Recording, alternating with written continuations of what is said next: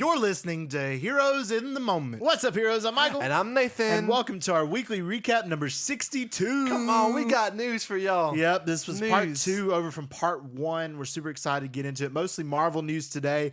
And then be sure to stay tuned at the end for our Heroes Q&A where we have some questions from our audience to talk about here. So the first piece of news we're going to talk about is that Daredevil Born Again. Let's talk about Daredevil Born Again. Okay, all right. So I'm on it. Has been cut down. Originally, they said it was going to be 18 episodes long when they said, but now the first season is going to be 9 episodes long. It got cut in half? It got cut in half. So I wonder if it was because of post-production, details, all this stuff, or they divided it into a season one what do you think? what if you think it was 30 minutes and then they the 18 episodes were 13 to like an hour? That could be better. I don't know. I still think it should be an hour regardless, 18 versus 9 episodes. I mean, for Daredevil. I don't want to see like 23 minutes. I don't either. When it comes to Daredevil character, I do like, though, that it's 9 episodes, not 6. I think that's good. They're finally bumping up the storyline. That's just weird because at first it was like 20 and then it was 18 and now it's 9. I know. I guess, like you said, they'll probably be splitting up into 2 seasons. That's what I would say. But it did get a release date, and it will release on March 2025 on Disney Plus. So it's coming March soon. 2025. It's coming soon. Less than a year. I don't know, Michael. This could be good or bad depending on which way you look at it. I mean, it could be bad, in the sense that they just don't have enough content to drag it out, or it could be good knowing that, hey, we're planning for the future. So so I don't know, but one takeaway I will say is I do love how Marvel has finally officially divided itself into divisions. It's officially realized, okay, we don't need to be just, okay, we're Marvel Studios, this, that, or the other. No, we're different. So we're going to divide up our things. We're Marvel Studios when it comes to the movies. Yeah. We're Marvel Television for like our Daredevil or Agatha or whatever else coming out. Television. We're Marvel Animation for X-Men 97, What If. Those of that nature. The Spider-Man show coming soon, or the Wakanda show coming soon. And then you have Marvel Spotlight, which is just your one and done stories that just specifically highlight specific characters. So they can even call Marvel Television MTV. I don't think anyone's taken it yet. I think that's a great idea. They should run with that. They might run into a little bit of copyright. Yeah, a little copyright but, issues. I mean, they should run with whatever they got, if you know what I'm saying. But we'll see how it goes from there. Those divisions are only going to help them out. Exactly. It helps kind of diversify their content, and that way their content won't be cross-compared to each other. Exactly, man. Exactly. All right, so over in the Fantastic Four front of things, we got the casting over on Valentine's Day for our main 4, but we finally got our casting for the villain Galactus, which is going to be played by Ralph Ineson, which is a fantastic casting. Big old fantastic casting. I saw one comment say that he had a voice of a British god. Yeah, it's like deep. It's deep. It's deep. Huge. It's effective, and it's so recognizable. Is he Latino? Is that correct? I don't know. Because I know they were planning on looking for a Latino actor for Galactus, but either way, it's a great casting. My only problem is I hope it's they don't make Galactus a one and done villain. Yeah, for or a human. right, because he should be. I mean, he could be a next Thanos level villain or a next Kang level villain. There's no way he's going to be one and done. That's what I'm saying. So I'm just really curious how they're going to introduce him and do it. But that's awesome. Good casting. That is really good casting. Good. But some other news about Fantastic Four is the film is going to be shot entirely in IMAX. Really? Which is really cool. So really? Cool. It's going to be an IMAX? It's shot entirely in IMAX. That's awesome. And then it's also going to be set in a different universe, which we already knew. Okay. Directed by the person who did WandaVision, which we already knew as well. Okay. And also penned by the writer for Avatar: The Way of Water. Really? So also, I'm like, okay. I think this is just good news after good news. That is good news. Avatar: Way of Water was written really well. It was. And the fact that they're doing it all in IMAX, suggests that it's going to be a spectacle. Yeah. Which it means that, they're paying attention to all the recent movie trends and seeing that, hey, we got to copy what these other guys are doing, like Oppenheimer. Absolutely. So no, I think that's really awesome. I do too. I think, they're finally falling in line, finally showing what the people really want and need. Yeah. The next piece of news, which got me super hyped, and I think you as well, is that Nicolas Cage will officially, shocker, reprise his role as Spider-Man Noir in the live-action series Noir. Is it Noir? Is that correct? Noir, yeah. Live-action series Just Noir coming to MGM Plus and Prime Video. This is going to be a banger. W. Black and white. Yeah. Nicolas Cage. It's going to be live-action, too. Live action. I would have personally gone the animation route if it was me. I think it would have been better. That would have fit. And I think But Nicolas Cage still. I do love the Rotten Tomatoes post, and the whole comments are hilarious. It's like, oh my gosh, I thought he died. And it says, need a giant alive banner at the top of these images from now on. And it's thought he died for a second. I hate them, man. It's funny, but really cool news. That's gonna Nicolas work Cage is gonna well, be in Noir. I man. mean, it's people are gonna love that. Yeah, because people loved the character of Spider-Man Noir in Across and Into the Spider-Verse. Yeah, and Nicolas Cage coming back to do it. It's gonna be really cool. And obviously we have the news about Batman gonna be on Amazon, but now seeing a character like Spider-Man, right? Like the biggest potentially from DC and the biggest from Marvel, just shows Amazon has way too much money, man. Amazon got a lot of money. They're buying out these rights. That's true. I'm excited to see what their take on it will be. I'm super hype. I think it'll be really cool and creative. We don't know when it's coming out, but we just know it's been announced. I'm gonna say either fall 2025 or spring 2026. That's my prediction. I think that's a good prediction. I think that's a good prediction. On Thunderbolts news, Bucky's back with long hair. Good. That's what I come back with. Bucky's got the long hair again. The Thunderbolts look good, man. They do. I'm excited for Thunderbolts, and I'm cautiously optimistic because at first we were really excited. That's the thing. And then Steven Yeun drops out, and then we hear some stuff about it. So you got to be cautious. It's a hard movie. It's essentially a team up. So. And I'm just worried that they'll throw my boy Bucky. And Bucky, you deserve better. I love you so much, Sebastian. We'll see. We're excited to see where it goes. But cautiously optimistic is a good word. Yeah. All right, then we got Doctor Strange 2 is revealed to be the 4th most expensive film ever made. Why? I don't know. Why? I didn't see that come across. That's I think in the 300 million range.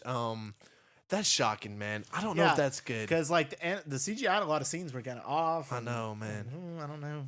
The 4th. I mean, it had some cool scenes. I mean, you gotta think about obviously it's gonna have a big cast. It may be because 99% of the movie was CGI. It's all CGI. So that may be where it came in. I mean, if it's gonna be that expensive, I hope the entire movie is just him doing the coolest magic tricks possible. I know. That's what I'm saying. You gotta think about we obviously prefer the movies with practical sets versus CGI. Yep. Oh, absolutely. But I don't know how. That's why Deadpool and Wolverine is hype because it's mostly practical. I know. So I think. This is a bad move for Marvel, and I think not that they're going to lose money, but their profits aren't going to be huge. Oh no, we'll see. We'll see. But that is interesting. All right, next piece is X-Men 97 became the Marvel's most highest rated TV show of all time. That earned, well deserved. All time, wow. Yeah, all time. Yeah, great show, man. Honestly, yeah. I mean, check out our review, episodes 8, 9, and 10. Check that out now. We'd be happy to do that. All right, and then also a really cool piece of news is the Furiosa director, George Miller, says he would direct Chris Hemsworth's Thor 5. Oh my gosh, man. And he says in a quote, I would work with Chris on anything. I really would. He's a wonderful actor. He's got the full range of all the skills. You got to think he is an expert at action movies. Yeah. Watching him in the last 2 Mad Max movies, the one that's out now, and then Fury Road, I can only imagine him in a Thor movie. I think he would kill it. And honestly, he would probably... Would he be the best director Marvel's had? You got to think about it. This guy's won some pretty big awards. Marvel's had some good directors, though, in the past. Yeah, but, none of them, big. You know what I'm saying? Chloe Zhao won an Oscar. That is true. She would probably be the only one in contention. Not John Watts, not Chloe the Watts Russo won brothers. An Oscar, and then... obviously, I love Favreau. I mean, you gotta love Favreau. Ryan Coogler's would big probably too. Be in that conversation. He would be. He'd definitely be up there. But yeah. I would like to see that. So really cool. And then other news is Ironheart, which was originally got delayed and definitely has officially going to be released in 2025 under the Marvel Television branch with I forget her name, reprising her role from Wakanda Forever. Anthony Ramos? Anthony Ramos is the villain. I feel like the trailer came out 2 years ago. There was never a trailer. Well, we saw a first look at it, didn't we? We saw some set images. I feel like it's been forever, to be honest with you. It has. But, I mean, honestly, they reworked some stuff. I liked her character, Riri Williams, in Wakanda Forever. And I stand by Wakanda Forever. I think it's one of the best Marvel's done in Phase 4 and 5. No, for sure. In recent years. But I don't know. I mean, maybe it'll be good. Maybe now that they've taken the time, gonna be no hype for made this, division. for There's not going to be hype, man. but who knows? We'll see what they come with the future when it comes to that. All right, then over in Marvel Sony news, okay. it has been revealed that Phil Lord and Christopher Miller are officially in control over Sony's Marvel movies and shows going forward. Is this a good thing or a bad thing? I don't know them. Do you know them? I'm not sure if they're over the previous movies or not. They've just been made. There's no way that if they had made Morbius and Madam Web, that they'd be like, yes, take control of our whole studio, please. Because those will, honestly make you regret ever watching them. I'm looking it up now. Phil Lord and Christopher Miller. So some of the movies that they've worked on is they worked on Into the Spider-Verse and Across. Okay. They worked on the Lego movie. Okay. They did Cloudy with a Chance of Meatballs. Goated. I love that movie. They did. And then they did a few others. They did some of the 21 Jump Street. They did 21 Jump Street? They did 21 Jump Street. They did Cocaine Bear. Really? That was wild. Some of the others. They did Mitchell vs. the Machines. Okay. So all pretty decent. I mean, so maybe they'll be better than whoever signed off on Madam Web and Morbius. They gotta be. Actually, no, they will be. They will be. That's an objective statement. Yeah, they have to be. They have to be for our sanity. I mean, honestly, they're like, Michael, no talk way. to him. You just watched Madam Web, right? Man. Madam Web was talk to him a little bit. That was the funniest movie I've ever seen in my life, and it wasn't even supposed to be funny. That's what made it. It was really terrible. Anyway, let's move on from Madam Web. We got a few Star Wars news. First piece here is James Mangold's Star Wars film depicting the origins of the Jedi will reportedly be titled Star Wars Jedi Prime. I'm like, Transformers copyright? Yeah, that's weird, Optimus man. Prime. I mean, it's a cool title, but Jedi Prime. The origin of the Jedi. Origin of the Jedi. I mean, I'm interested to explore that. And what we get with that. For some reason, I'm not as excited. I feel like, because maybe I should be, knowing their track record. I like James Mangold. Yeah, I do too. But I don't know if this project is necessary. Yeah. The greatest story of Star Wars. But I think a lot of people are going to be more interested in it because people have been wanting for years and years to learn more. It's a mystery we've never known. Right. And I'm more interested in it than like the Rey movie that they're doing, So we'll see. We'll see in the future. And then finally, our last piece of news for this podcast before we go to Heroes Q&A is that what if season 3 is going to be its final season? What do you think? I think this is a really bad move, man. I mean, obviously, this is now under Marvel Animation. I mean, the whole point of What If is what if. Like, what if there was a season 4?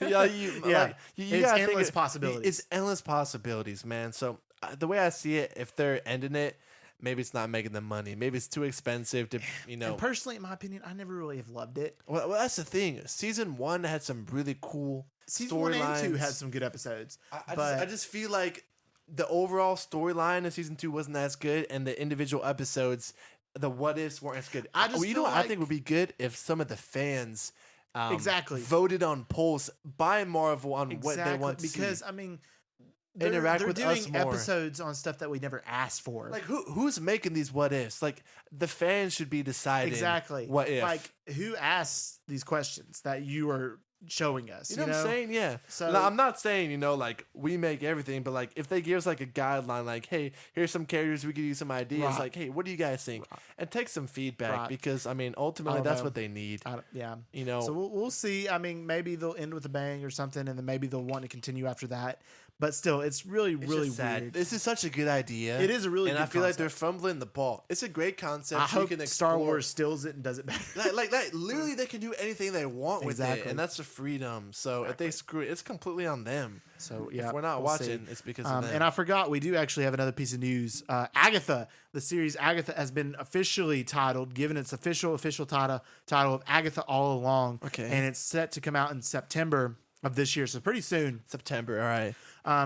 And then it was revealed that all of these title changes was planned. Yeah, it's saying like, okay, Agatha Covenant of Chaos, Agatha Darkhold Diaries, Agatha House of Harkness. There's like a lion. Yeah, it was Agatha the Lying Witch with good wardrobe. The Lion with good wardrobe. I thought that was so funny. Everybody was hating. They're like, "Are you kidding me?" They're like, they don't know what they're doing. I know. And then when they said come out with like Agatha All Along, they're like, they don't know what they're doing. They have to change the title so many times. I'm like, it was the plan. Yeah. Okay. So you think those are like the episode titles? Could be. That's a good theory. I've heard theories that those are the titles, but I think it's more likely that they're preluding to the show, showing that everything's about to be flipped. Anything's possible with powers. And also, it's been rumored that this has some musical flares to it as well. Okay. Which is interesting considering, I mean, we got some of that in WandaVision, so maybe that's what they're going for. But again, like, it's one of those things we haven't really asked for, but I'm kind of excited. I think it might be a sleeper project. But it may be a sleeper, like we said. I really think it'll be a sleeper. It may be better than we think, so we'll see. All right. Moving on to our Heroes Q&A. Today's question comes from Chris R. So thank you very much, Chris, for your question. And he said this. Guys, if you could have two characters do a crossover event for Marvel and DC, who would you choose? That's a good question. Yeah, and I was thinking about it. I think Batman and Iron Man would be really cool. Batman and Iron Man's cool concept. Two billionaires, obviously different backgrounds. You got, essentially two playboys, but one's like marked with trauma and grief. I think I'd almost rather see Batman and Spider-Man. Because that would be fun. Think about it. The two faces almost of your franchises coming together, completely different in their ideologies. And one, exactly. But they both don't kill. Yeah. But one's more of a darker, one's more day. One's a teenager, one's an old adult, and then having to deal with that responsiveness. That would be cool. I think that's kind of cool. I think it just depends on the kind of episode you're going. Because I was thinking more along the vibe of like Batman and Iron Man trying to outspend each other at having a night out or something. Who's gonna have the cooler suit? Exactly. But with that, like with them fighting crime and exchanging ideologies, I think that would be really cool. A cool one too. Yeah, I do too. Are there any other ones that would be really? I think honestly, really Thor and Wonder Woman would be cool because they both have similar heritages. Yeah. So them coming together, their mannerisms are very similar. And so if they was to come together, I think it actually would make the most sense because they both come from different types of mythologies. And if they was to come together, I think it actually could be a real story. Yeah.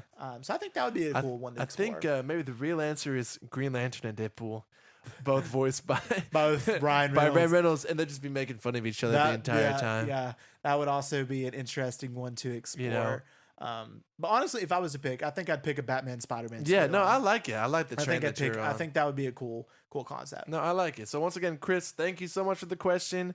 And if y'all have more questions, now we have a link at the bottom of our Spotify episode. So go ahead and shoot us a text message for next week's episode. And all right, guys, we like I said, we appreciate y'all for listening to this episode. And as always, if y'all liked it, please let us know by giving us a 5-star review and a download wherever you listen to podcasts. We have a new feature on our episodes, like I just said, where you can shoot us a text message just by clicking that link at the bottom of the episodes. Then if you want exclusive access to episodes, including additional movie reviews outside of our general purview and early access to all of our episodes, feel free to subscribe to our new membership, Heroes HQ. Yes. Lastly, if you want to stay up to date with our new episodes and announcements, check out our Instagram at Heroes in the Moment. And we just want to thank y'all for listening. And as always, we love you 3000.